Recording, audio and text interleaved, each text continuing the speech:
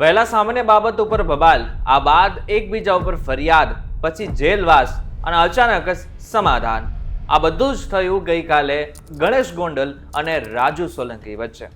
ગણેશ ગોંડલની અને રાજુ સોલંકીની જે બબાલ છે એ કોઈ આજકાલની તો છે નહીં. છેક મે મહિનાથી શરૂ થયેલી આ બબાલ અહીં સુધી ડિસેમ્બર સુધી પહોંચી ગઈ છે, પરંતુ હવે એનું ક્યાંક ને ક્યાંક સુખદ અંત આવી ગયો છે. પરંતુ અચાનક જ શા માટે થઈને આ રીતે સમાધાન થઈ ગયું અને શા માટે થઈને આ બધા જ વિવાદોનો જે અંત છે એ અનિરુદ્ધસિંહ જાડેજા ઉપર જઈ રહ્યો છે. આ બધું જો તમારે જાણવું હોય ને તો આજનો આ ખાસ વિડીયો તમારા માટે જ બનાવેલ છે. આ વિડીયો એકવાર પૂરો જોઈને જજો.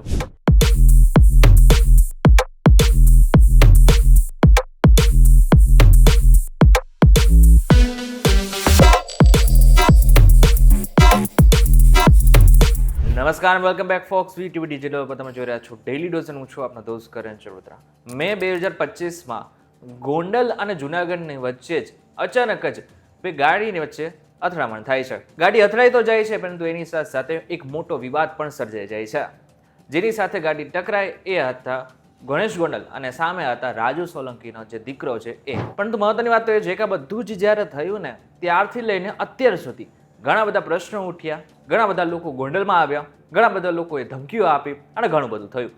પરંતુ અંતે આ બધા જ લોકોએ સમાધાન કરી લીધું છે. બંને એકબીજા ઉપર આરોપ પ્રત્યારોપ કર્યા હતા. ગણેશ ગોંડલ મારામારી અને એટ્રોસિટી કેસમાં જેલમાં પણ ગયા, તો બીજી તરફ રાજુ સોલંકી અને તેમના ટેકેદારો સામે ઓગસ્ટ 2025માં ગુજસી ટોકના ગુનો દાખલ કરીને સુરતની જેલમાં મોકલી દેવામાં આવ્યા હતા. હવે તમને જણાવી દઉં કે ગઈકાલે જ ગોંડલની અંદર એક પ્રેસ કોન્ફરન્સ રાખવામાં આવી હતી, જેની અંદર ગણેશ ગોંડલ, રાજુ સોલંકી અને સાથે જયરાજસિંહ જાડેજા આ બધા જ લોકો એક સાથે મળતા હોય એવી રીતના જોવા મળ્યા હતા. આની સાથે સાથે તેની અંદર દલિત આગેવાનો પણ હતા, જ્યાં બંને પક્ષ શાંતિની અપીલ કરી સમાધાનનું સોંગઠું ગોઠવી દીધું હતું. આ વચ્ચે રાજુ સોલંકીએ પૈસા લઈને સમાધાન કર્યું હોવાનો પણ દાવો થઈ રહ્યો છે.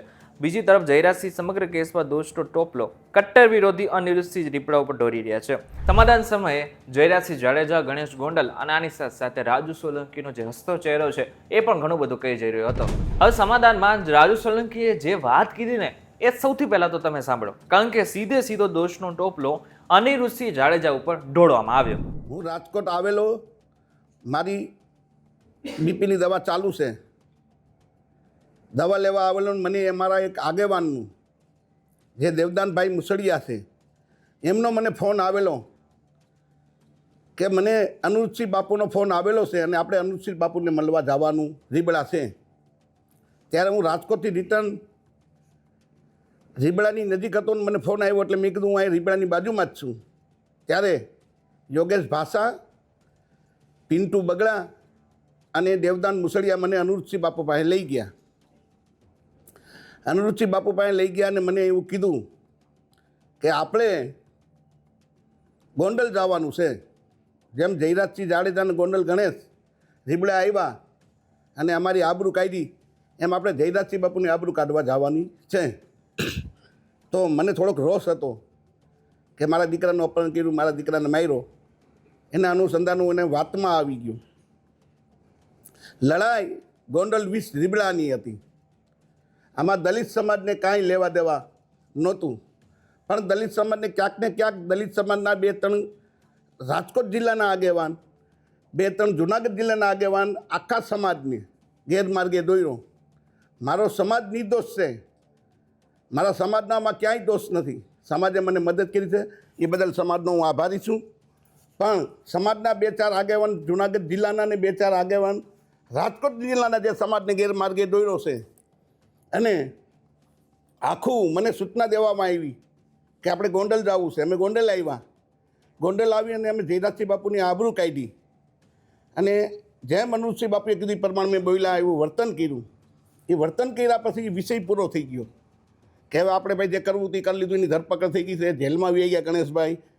આપણે ત્યાં આપણે એન્ટ્રી પાડીએ એવા દલિત સમાજની તંગડી આપણી ઊંચી રહી ગઈ. હવે આપણે વિષય પૂરો કરવાનો. પછી મને સૂચના આપવામાં આવી કે હવે આપણે ગીતાબાની રાજીનામું માંગવાનું છે. સમાજના આગેવાન દેવદાન મુસળિયા, આ ભાઈ યોગેશ ભાષા, એ મને સૂચના, અને દિનેશ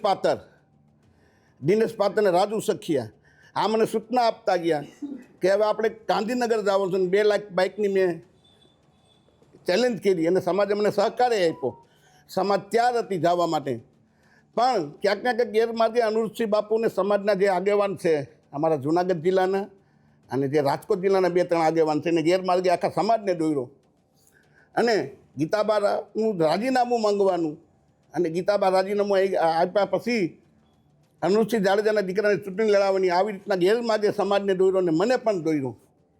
એટલે હું એની વાતમાં આવી ગયો કે આપણા સમાજના આગેવાન છે આ સંજુ સોલંકી છે, રાજુ સોલંકીનો દીકરો નથી. રાજુ સોલંકી 30 વર્ષથી સમાજ માટે લડાઈ કરે છે અને ગમે ત્યારે ધોયડો જાય, આધી રાતે જવાનું થાય તો રાજુ સોલંકી જાતો એટલે મેં કીધું આ દીકરો રાજુ સોલંકીનો નથી, આ સમાજનો છે, સમાજ જે નિર્ણય કરે એ. એટલે આખા સમાજને ગેરમાર્ગે દોરવાનું કામ આપણા સમાજના 2-4 આગેવાનું, જુનાગઢ જિલ્લાના 2-4 આગેવાનો, રાજકોટ જિલ્લાના અને અનુરૂપસિંહ જાડેજાએ કર્યું છે. હવે જ્યારે જયરાજસિંહને પૂછવામાં આવ્યું ત્યારે જયરાજસિંહે પણ દોષનો ટોપલો અનિરુદ્ધસિંહ ઉપર ઢોળી નાખ્યો છે. તેમણે એમ પણ કહ્યું કે અમારી વચ્ચે જે સમાધાન છે એ તો 2 દિવસની અંદર જ થઈ જવાનું હતું, પરંતુ અનિરુદ્ધસિંહના કારણે જ આ બધું જ આટલું લાંબુ ચાલ્યું. કે સમગ્ર પ્રકરણ જ્યારે બન્યું ત્યારે સામાન્ય ઉગ્ર બોલાચાલીનો મામલો હતો. આ મામલો વધીને 2 દિવસમાં બનાવ પછી પૂરો થવાનો હતો, પણ રીબડા અનિરુદ્ધે આખા પ્રકરણને ગેરમાર્ગે દોરવા માટે રાજુ સોલંકીને કાંઈ કીધું, સમાધાનનું કાંઈ આમ વાત કરી, આ તે વાત કરી, પૂરેપૂરા સમાજને ગુમરાહ કરવામાં જો મુખ્ય ફાળો કોઈનો હોય તો રીબડા અનિરુદ્ધનો રહ્યો છે. રાજુ સાથે બેઠા પછી મને ઘણી વાતની ખબર પડી કે આ પ્રકરણમાં રાજુ કંઈ દોષિત છે જ નહીં અને આ પ્રકરણને અવળો રસ્તો ચીંધાડવા માટે, આખી વાતને ગુમરાહ કરવા માટે અને પ્રકરણને આખું ડાયવર્ટ કરવા માટે માત્ર ને માત્ર જો આમાં કોઈનો હિસ્સો હોય તો આ પ્રકરણને ગેરમાર્ગે દોરવામાં રીબડા અનિરુદ્ધનો હિસ્સો છે. જો કે મહત્વનું છે કે સમાધાનની ઘટના બાદ દલિત સમાજના લોકોમાં અંદરો રોષ છે કે જો સમાધાન કરવું જ હતું તો કેમ આટલો મોટો વિવાદ ઊભો કર્યો. બીજી તરફ એ પણ ચર્ચાઓ ચાલી રહી છે કે જયરાજસિંહ હવે ગણેશ ગોંડલને ચૂંટણીમાં ઉતારવા માંગે છે, તેથી કોઈ સમાજનો વિરોધ તેમને પોસાય એમ નથી. અંદર ખાને શું રંધાયું છે તો બંને પક્ષ જાણે જ છે. અને આજે આખો કેસ છે એ સમાજકારણ અને રાજકારણનું એક જીવતું જાગતું ઉદાહરણ પણ બની ગયું છે.